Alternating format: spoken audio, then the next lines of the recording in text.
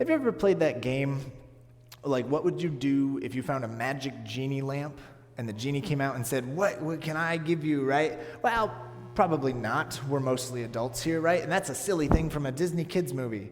Well, all right, let me ask the more grown-up version of the same question. Have you ever thought about what you would do if you won the lottery? Right? Have you ever thought that, right? Now, I want to be clear. I do not think the lottery is a good idea, right? I think a lot of people make really bad decisions, and it hurts more than it helps. I remember, I'm so sorry. Rick, can we turn me down just a little bit? I'm a little hot. I can't, sorry. I don't want to overpower you guys. Thank you. Now, I want to be clear. I think it's a bad idea. I think people make financial decisions. But do you remember years ago when the lottery first got like almost up over $1 billion and it was climbing and it had never gotten that high before, and everybody on the news was watching? It's like, oh my gosh, it's getting so high. And at that time, I had a group of friends and we all went out and we bought one lottery ticket just for fun. And it was like at $800 million that time, right? And I spent that entire week just completely possessed by thinking about what would happen. What would I do if I had $1 billion, right? And the imagination runs wild, right? And I drive past those billboards. You know the ones I'm talking about that have the totals in like big red letters or big green letters, and you'll drive past them. And I haven't even bought a ticket, and yet I'm still thinking, what would I do with $400 million or $600 million? It's insane. And of course, we have mountains of evidence that sort of money actually makes things a lot worse in people's lives, right? It's really exciting at first, but it always goes sour. There was a study a couple years ago where they crunched the numbers and they said actually it's like a third of people, something like 33% of people who win the lottery declare bankruptcy. Somehow it all goes south, and most of them tell stories of ruined relationships, stress and strain, greed and ugliness that comes out of the woodwork as soon as they win. And it actually echoes the old stories of the genies from way back in the ancient Middle East, right? Have you ever heard those stories? The genies are not like the Disney genie, right? They were like these crafty, sly, like really tricksters, right? And the wishes always turned sour. They always ended up coming back and hurting people. And I wonder, why does that happen? Why can't we have nice things? Right? Like, why can't we have $1 billion and get away with it and not hurt ourselves? Why do these stories always seem to end with everything falling apart because money doesn't actually buy happiness? Well, to answer that, we have to do a deep dive into our scripture lesson for today.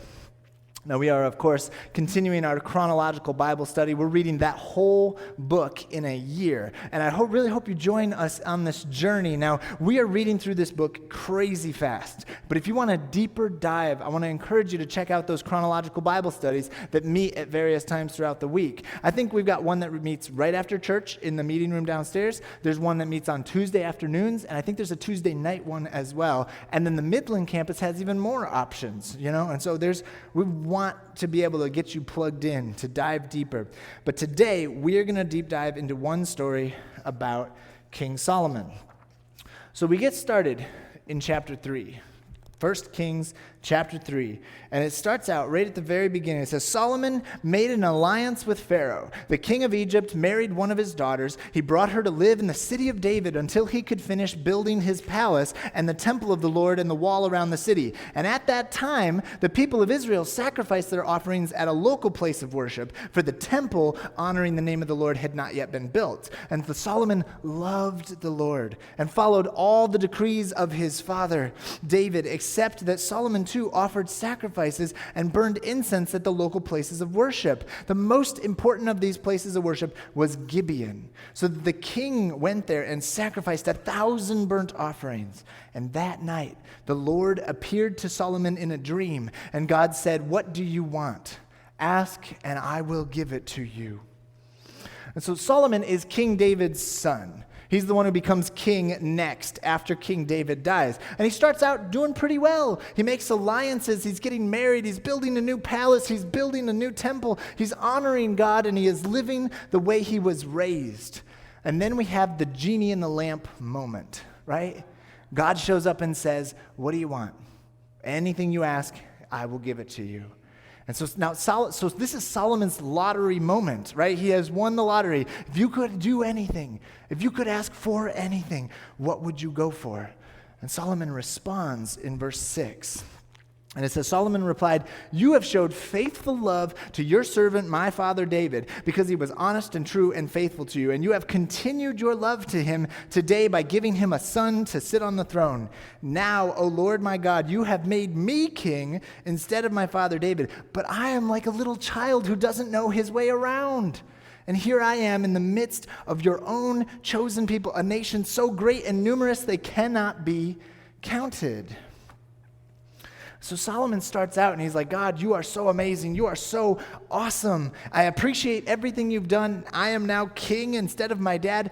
Oh, and also I am terrified. I am completely overwhelmed. I don't know what I'm doing. Solomon, he's got this new gig and I'm in charge of all these people and I feel like I'm a little child. Like I don't know what I'm doing. Have you ever heard of imposter syndrome? Imposter syndrome is this idea where somebody gets a job and they are qualified and they can do the job, but they feel like an imposter. Have you ever had that where you are in a room and you belong there, you're supposed to be there, but you're like, dude, I do not belong here. I am not supposed to be here, right? I get that a lot when it comes to my kids. Right? Like for me, it happens with my children, right? I love my children and I love being a father and I am so far away from perfect, but I am trying really hard to raise little men of God. But I can't tell you how many times I look at my children and I wonder, who on earth let me be a father? Right? Like, what are you doing? I need an adult. Have you ever had that moment in life, like you are the adult and you're like, I need help. I need an adult in the room to make sure that I'm doing this right. I guess what I'm saying is that Solomon's childlike humility, it's totally relatable. It's completely connected. I think we all at different points in our life, we feel inadequate. We feel like we have no idea what we're doing. We feel unqualified. How many of us have just not talked to someone about Jesus because we think, oh, I can't do it. I'm unqualified. What if they ask me a hard question about theology? I don't know what I'm doing. I need an adult. I need someone to help me. And actually, this attitude is reflected in what Jesus teaches to the disciples in Matthew. In Matthew chapter 18, verse 3, it says, Jesus called a little child to him and put the child among them. And then he said, I'll tell you the truth, unless you turn from your sins and become like little children, you will never get into the kingdom of heaven. And so Solomon starts out with this posture of humility, a childlike humility where he admits, I don't know what's going on. And Jesus calls each and every one of us to that exact same posture. If you are feeling overwhelmed or unqualified, if you feel like you need an adult in the room, you've got the exact right posture. You're in the right place. And the answer is because humility teaches us to depend on God instead of on ourselves, right? All right, now it keeps going in verse 9.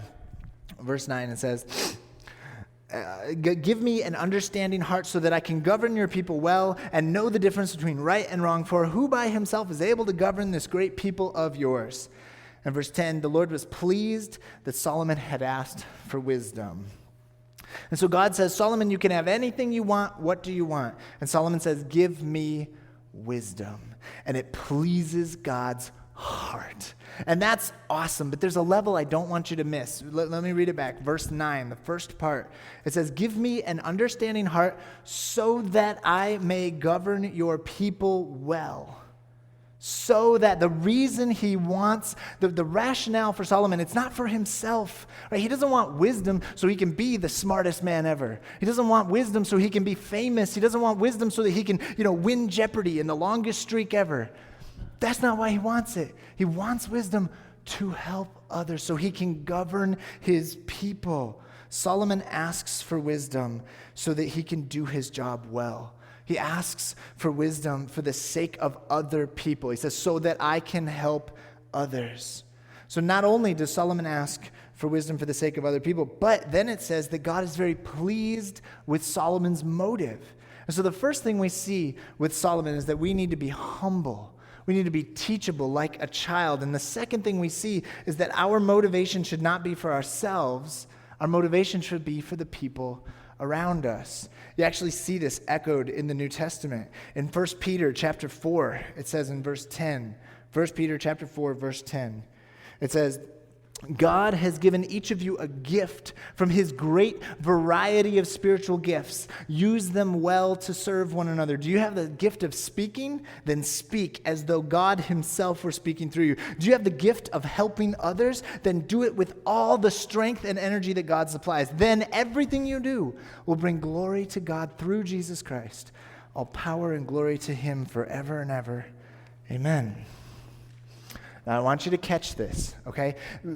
I feel like sometimes we read the story of Solomon, right? And we hear this once-in-a-lifetime moment, and we sit there and wonder to ourselves, well, now, wait a minute. Why didn't God ever offer me gifts?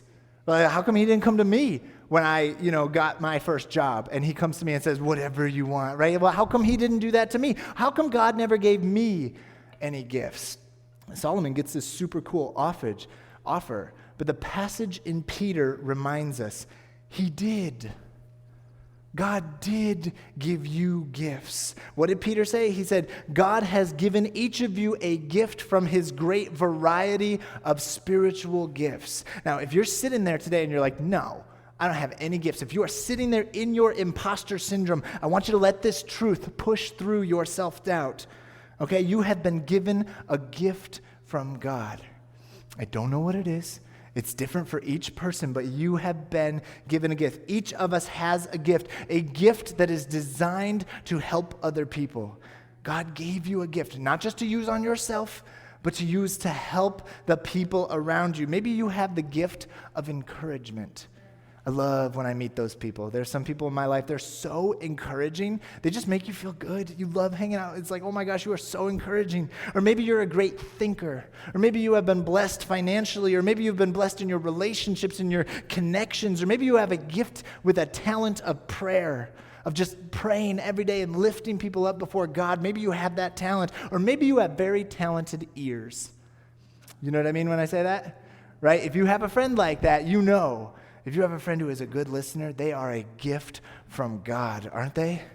Maybe you have talented ears, right? God does not offer gifts only to the famous kings in the Old Testament. God has given each and every one of you gifts that you can use to help other people.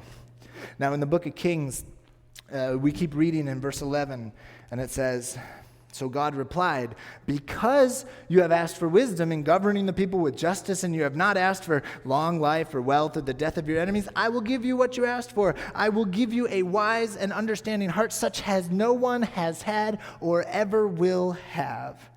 And I will also give what you did not ask for, riches and fame. No other king in all the world will be compared to you for the rest of your life. And if you follow me, and if you obey the decrees and commands of your father David, I will also give you a long life. God gives Solomon wisdom, incredible wisdom. And then it's like, whoa, secret bonus prize. I'm also going to give you riches and fame, and you're going to be very successful and live for a long time. Now, here's my worry. There are some people out there who read this passage and they kind of try to pull a reverse psychology formula on God. We read this and we think, aha, okay, so if I want God to give me riches, I got to tell him I want wisdom, right? Like that's how it works. You got to say you want wisdom, and then he will give you the thing you really want. He give you the money, right? People try to pull like a get rich quick formula on God, as if you could fool God with your motives. But that's not the point of this passage. That's not what we learn from this text, right? I think some people, they walk away from this story and they think, okay, if I get my heart right, then God will give me anything I want. Isn't that what we think? Oh, I just got to get my heart right. God will give me anything I want. And then we spend all this time trying to get our heart in the right place so that God will come down and give me what I want. We think I just got to get that right. And then when God does not float down on a cloud and hand us whatever we want, hand us our wildest dreams, then we start to doubt God, right? We start to think, well, so many people, they try to fit God into a formula. And when God does not behave the way we want him to, we start to doubt him as if it's his fault. But here's the key. The key to this passage is it's not about what Solomon gets. It's about Solomon's heart. Verse 10, hear it again. Listen to this. It says, verse 10, the Lord was pleased that Solomon had asked for wisdom. The Lord was pleased when Solomon did not focus on himself. You see, the good news this morning is that God is pleased when we live for other people. The good news is that God has created us to be outwardly focused human beings. That's our DNA. That's how we were designed, and it's what we were created for. And that flies in the face of everything our culture tries to teach us. The world's going to say, live for you. And God says, no, live for others. Always live for others. That's why so many people win the lottery and it does not satisfy them, right? This is something that the world just does not want to accept. You can have everything the world has to offer, and I guarantee it will not be enough if you aim it all at yourself, right? God has designed you to be outwardly focused, to take care of other people. We see this in Solomon, and God was pleased when we live for others. God is pleased when we use our gifts to benefit the people around us, and so our response should be pretty easy. Take the talents, take the gifts that you have, and use them to bless the people around you. All right, now let's talk about this for a second. On the one hand, this is a super simple teaching, right? If you want to call yourself a Christian, you got to care about the people around you. You got to love your neighbor. You got to love your enemy. Put other people first. But here's the thing. Everybody does that a little bit, right? Everybody in the world, most of us, if we have extra, we are willing to share with other people, right? We're willing to share with other people, those in need. But only Christians make putting others first a fundamental value. Only Christians do this when we don't have any extra. I don't have extra, but I'm still going to put someone else first.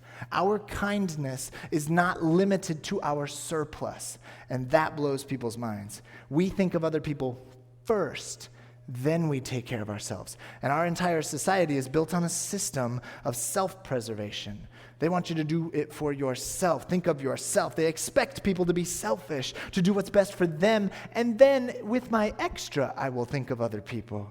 But God is pleased when we live for others.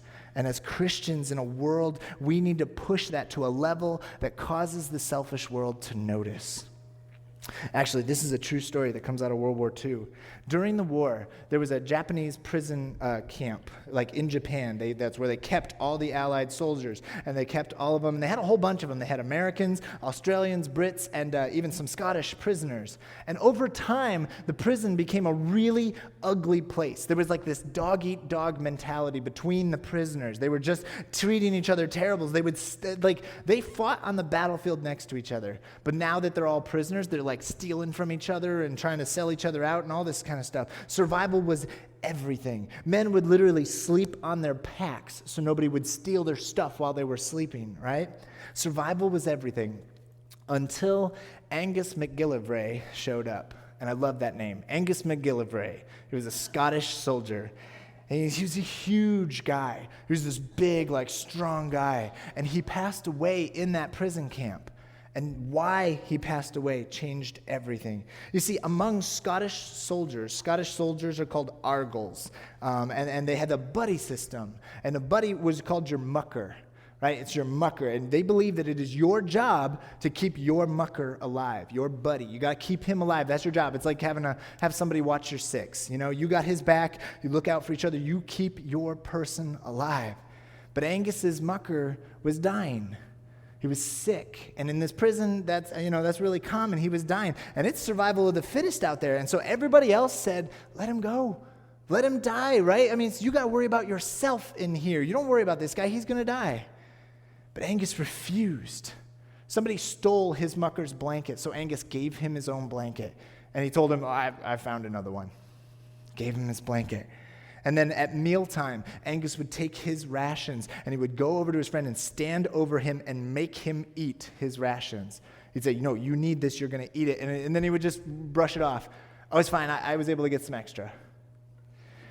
Angus was going to do anything to see that his mucker got what he needed to recover. And when the other man started to do better, he started to recover, he started to heal, Angus collapsed and he slumped over and he died. And the doctors discovered that he had died from starvation complicated by exhaustion. He had been giving his own food and his own shelter to look out for his brother, to look out for this man that he was responsible for. He gave everything he had, even his life. But here's the best part.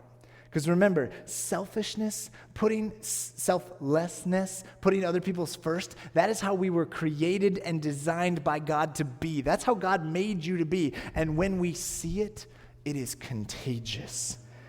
Word spread of Angus's death. And more importantly, word spread about the reason behind it. And the camp began to change.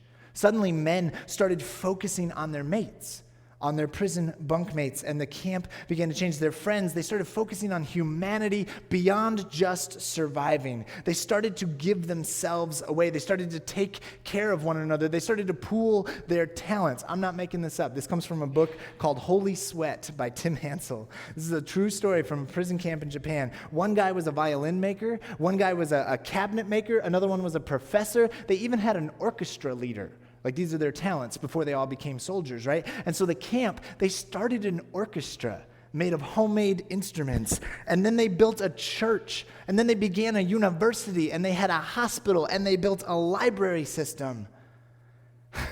Even some of the Japanese guards attended the church, probably to keep an eye on them, but who knows?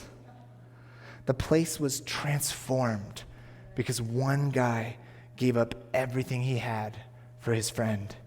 That's how God created us to be.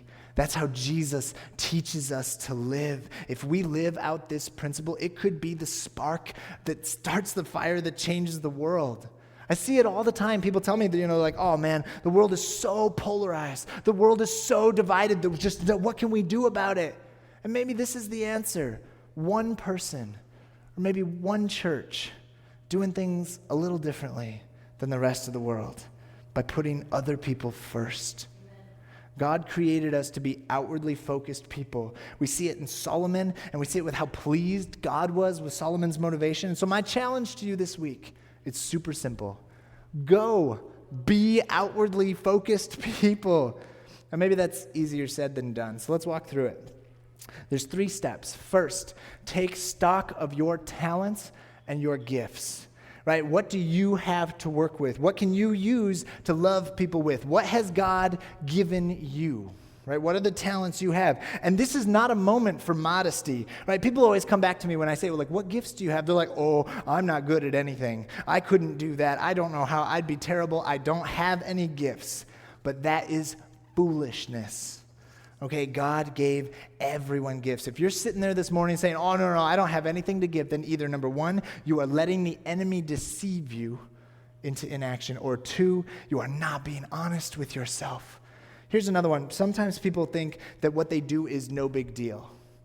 That's the other one I see all the time, especially in churches. Well, it's just a little thing. It's no big deal, right? We belittle our own skills because we don't value ourselves. It doesn't feel like we are doing a lot. Let me give you an example. When I was getting ready to become a pastor, I was super nervous about hospital visits, right? Like, hospital visits is very intense. You walk into a hospital room and they're looking for some comfort. They're looking for some wisdom, and I don't ever know what to say, and it's so awkward, and there's all this pressure. And for a long time, I'd beat myself up about it. I would go to the hospital, I'd visit with someone, I'd spend some time with them, and then as I was leaving, I was like, oh man, that was terrible. I did a bad job in there. I'm sure that I didn't do anything good. I didn't help anyone. It was just awful. Why did I even waste my time going? And then I had somebody come back to me one time after I had visited them in the hospital, and then they got better, and they came to church, and they're like, Pastor JJ, I just really appreciate that you came. Thank you so much for coming. And, I'm trying to be nice, but in the back of my head, I'm like, why? I didn't do anything. I didn't do anything that was good. I was so sure. All I did was, what did I do? I sat with you. I made small talk. We prayed. Maybe I read a Bible verse. It's nothing. It was no big deal. I didn't have any super wisdomous, clever pastor guy insights, right? I was just there. But here's my super wisdomous, clever pastor guy insight for you this morning. Never let the devil convince you that your presence is not a gift. Let me say it again. Never let the devil convince you that your presence is not a gift. Don't diminish the gifts that God has given you. You are a gift. All right, it's not just a phone call. It's not just a casserole. It's not just a little card in the mail. These moments are not nothing. Never believe that. These little moments are the ways that we live in a way that is pleasing to God. The first step is to take an honest look at your life. What are you good at? What gifts has God given you? What do you have to work with in this whole project of loving other people? And then once we've got what to work with, the second step is take stock of your community. Ask yourself, who can you love on? Who do you got to work with? All right, who can I love today? Look around. Who do you see on a regular basis? And if all you've got in that list is church people, maybe time to expand the circle a little bit. Right? Think about your favorite barista at a coffee shop, or that one checker who always bags your groceries, or a coworker, or a waitress at your favorite restaurant, or this one's super easy, your literal physical neighbors. That's a great place to start with love, right? Look around your life and take stock of who God has placed in your world. Who has God given you to love? Be intentional with your relationships. Pick someone and try to love them. Live outwardly focused. I'll give you an example. I got this one neighbor. Okay, we just moved to town. We just moved into Freeland, and we have the one neighbors across the street. It's this elderly couple, and they are so cute. They brought us cookies, and we brought them bread, and we're just loving on each other. That's great. And then on this side, we've got like a young family with high school boys. So it's like a lot of loud teenagers are over there a lot of times. A lot of cars. We're always worried about our babies with the cars. But on this side, he's a bit of a grump. Right? I know nothing about him except I know two things. I know that he mows his lawn on a riding lawnmower in his pajama pants. And I know that he does not respond when you say good morning and you wave at him. He just ignores you. That's all I know about that guy. Now, two of my neighbors are really easy to love. One of my neighbors is challenging. But here's the thing. One of the gifts that God has given me is I'm a pretty upbeat guy. I love being friendly to other people, and I'm outgoing. I don't mind meeting new people. So God has given me the tools, the gifts to love my neighbor. So I got a new project this summer, right? I got someone to love. I have someone to pour into. So first, figure out what your talents are, right? What gifts you have to use to love. And then second, figure out who you can love. Who in your community can you love? And then the third step, very simply, go. Start loving people. Be outwardly focused. Go and love them.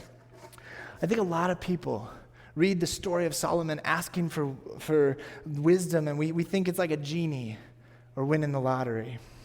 What would you do if God came to you and offered anything you wanted? But the reality that we are learning from the Bible today is that God created us to be outwardly focused. And when we are intentional and we live that way, we can line up with God's purposes and God can be pleased with us. And so I'll leave you with this. May you take an honest look at your life. I hope you spend some time this week trying to figure out and discover the gifts that God has given you. And then I hope you'll look at the community around you. Who has God given you to love on? And my sincerest prayer this week is that you will take what you have to love with and who you can love on. Take those and go. Live outwardly focused. Let's pray.